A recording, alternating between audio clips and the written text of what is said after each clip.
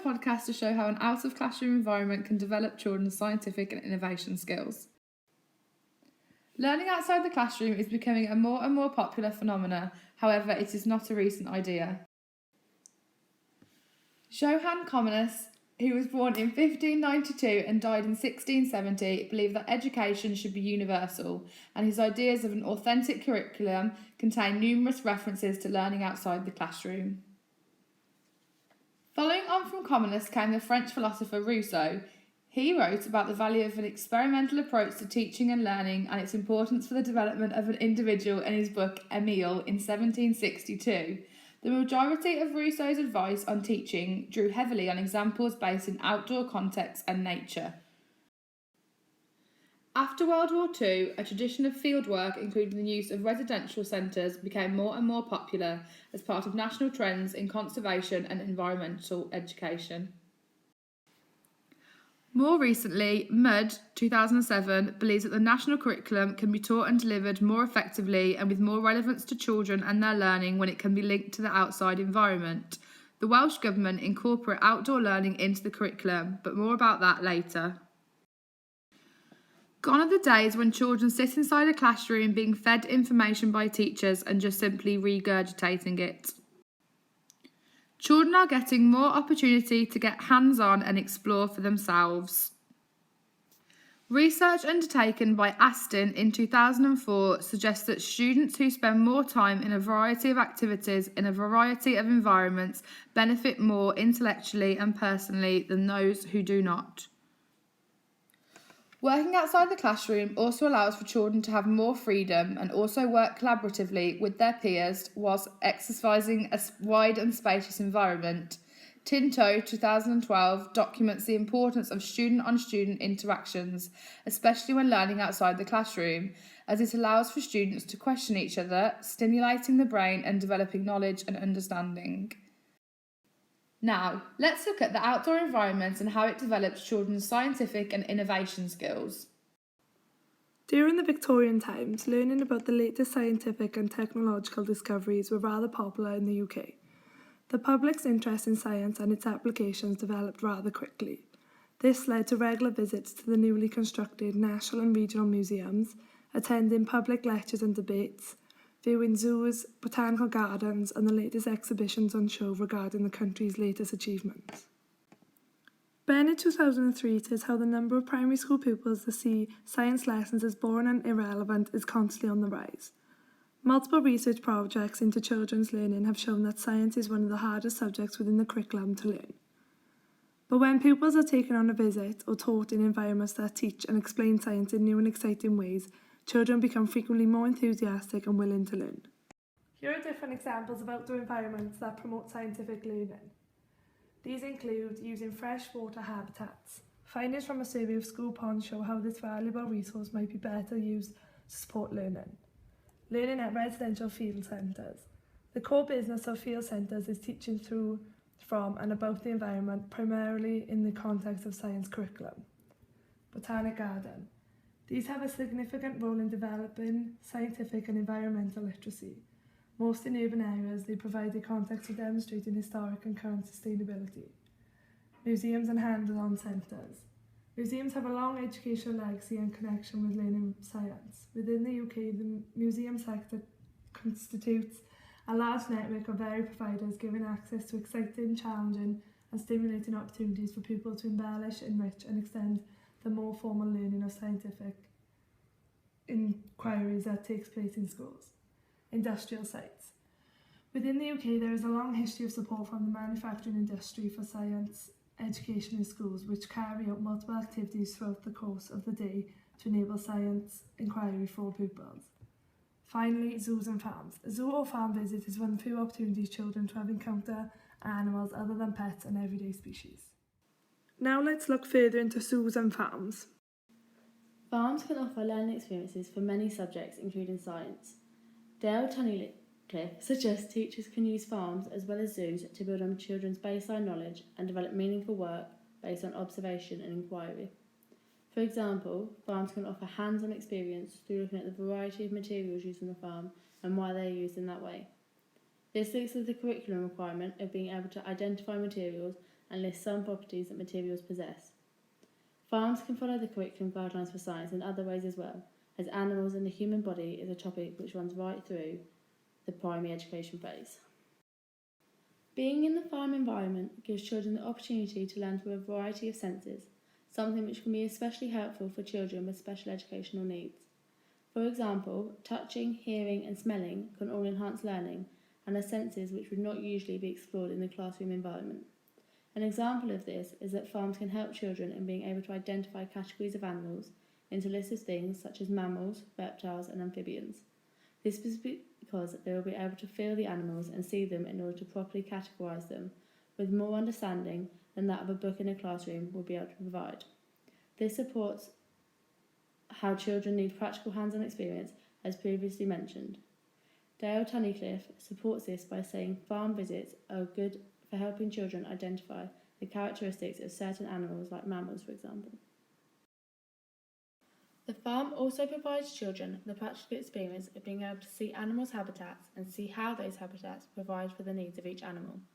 Farms also allow pupils to see that animals have offspring which eventually grow into adults, as the farm can continue correspondence with the school, showing how the offspring develops. Workers at the farm are also better equipped to be able to describe the requirements and needs of the animals, including air, water and food, but with more detail. Workers can also provide pupils with information on the produce that the animals at the farm make. This can then lead to the children categorising these foods into the correct groups, which links to having a healthy lifestyle of eating certain amounts of certain food groups in order to stay healthy. To show how farms and zoos can benefit scientific-based learning and innovation skills, we visited Folly Farm in South Wales to see what they had on offer. Folly Farm was opened to the public in 1988 after owners Glenn and Al Williams, a dairy farmer and head teacher, converted the already existing dairy farm to welcome visitors. This change came from the founders realising families would often stop at the roadside to observe and pet the cattle. Folly Farm has now grown, offering far more attractions and welcoming its first zoo animals in 2002. The farm plays host to around 400,000 visitors each year and has a mission to educate and entertain. Having won several awards, including a Biazza Award in 2011 for Best Educational Exhibit for Folly Interactive, it is easy to see why many schools choose to visit Folly Farm as an educational trip for its pupils. Folly Farm welcomes schools from all over South Wales. It offers themed education days focusing on science as well as many cross-curricular activities. These special days are for schools and its pupils to immerse themselves in activities and learning at Folly Farm, a fun-packed educational experience with workshops, guided tours, guest speakers and theatre shows, all based around educational topics chosen by teachers, ensuring it's kept up to date with the current curriculum. As previously mentioned, the farm boasts Folly Interactive, which encourages pupils to engage with interactive activities and experience things close up using all of their senses. The farm also offers outreach workshops where farm staff come into schools offering an interactive workshop with trained professionals using hands-on activities, zoological items to touch and feel, and in some cases some of the creatures come out for a visit too. All of these activities benefit children's scientific skills by using all of their senses to inquire, investigate and explore the area around them, developing their knowledge and understanding much better than the classroom environment ever could. Here you can see the map of Folly Farm, highlighting how many activities and exhibitions are on offer. Now we'll look at the sections that we visited. Firstly, we went to the Jolly Barn. This area allows children to walk around and interact with a variety of animals on offer. Here's where children have the opportunity to explore and inquire about each animal. Alongside each animal pen is a board detailing interesting and scientific facts about each animal and their habitat.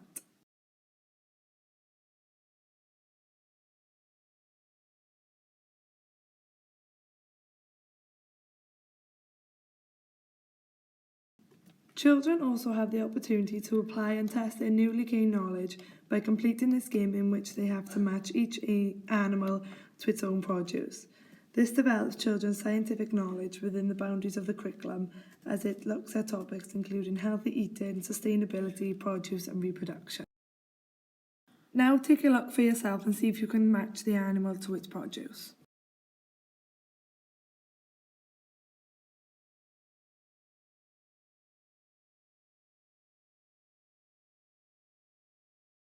We then visited the first section of the Folly Interactive. This award-winning section gives children the opportunity to enhance and explore their own senses. We began with the See Me area. This allows children to visually interact and explore the monkeys. They have the opportunity to see the monkey's habitat and how the monkeys interact with one another. Next came the Touch Me area. This section has allowed children to enhance their knowledge of the different types of feces provided by different animals. They must explore and investigate each test tube containing the different types of feces and predict which animal they came from. This activity links the scientific curriculum of the digestive system. Following the Touch Me area came the Smell Me section. Here the children can complete the What's That Whiff activity, where they have to smell each bottle which contains rainforest products. The children can then predict which product they believe they can smell from the picture board above. This activity links to the scientific curriculum, providing the children with the information how the rainforest is essential for medicines and products for humans, as well as the vital habitat for wildlife. The final part of the senses section of Folly Interactive is the Hear Me area. Here's where the children are able to listen to the monkeys indoor alongside the birds outdoor. From this, they can gain the knowledge of the different sounds each animal makes. The Jungle Chitter Chatter activity allows children to communicate and hear one another from different areas of the Folly Interactive exhibit. The Folly Interactive Explorer section allows children to use a variety of scientific skills while producing a passport they can take home to remember the experience. The first section is the Bat Cave, and in order to gain their stamp, children must fill all the criteria found in that section. The skills for this section include observing, as children must have seen the bats, identifying, as they need to identify the number of species in Britain, and recalling, as they must remember what the bats eat. Section 2 is about toads. To gain their stamp in this section, children must recall the information they found amongst the posters. Section 3 looks into the habitats of animals. To achieve their stamp, children must correctly categorise the animals and their habitats. As well as categorising, children must also use their prediction skills at this stage. Crocodiles are the fourth explorer section. Children must use their observation skills and be able to recall what they have observed. Section 5 looked at fossils. Children were required to get really hands-on in this section, as they needed to uncover the fossils in the sandpit and then correctly identify and classify the fossils. Instead of a stamp to show the completion of this stage, children were required to make a rubbing of a fossil using paper and chalk. The next section was snails. In order to gain this stamp, children were required to explain the meaning of words, as well as identifying and classifying types of snails. Section 7 looked at honeybees, and to gain a stamp, children must incorporate their numeracy skills into their observations. They also needed to recall information found throughout the section. The 8th stamp is collected on the basis that children have acquired all the other stamps and rubbings. It is important to note that the children are constantly using their exploration skills in this interactive experience. They are required to explore areas to find answers they need to gain each stamp. Folly Farm also provides lots more opportunities for exploration. This is why we think it is a good out-of-classroom environment, which is not only good for scientific learning, but other subjects across the curriculum too. A report published by Eston in 2011 states how children improve their well-being, behaviour, physical development and knowledge and understanding of the world through learning outdoors. Inspectors also found that schools are not fully exploiting the benefits that learning outdoors can provide. The places where learning happens can have a significant effect on how a young person engages with a subject, and the outside environment has a compelling impact on a child's understanding. The Welsh Government website also details how learning outside the classroom should be built into planning for all learners every week and all year round. It is a powerful tool that is proven to raise attainment, support social, emotional and personal development and contribute to the health and well-being of children. Both these references, along with this video, highlight the importance of learning outside the classroom and its value within the curriculum, engaging children and nurturing creativity. The outdoor environment emphasises play and experimentation, something which is especially beneficial for scientific and innovation skills.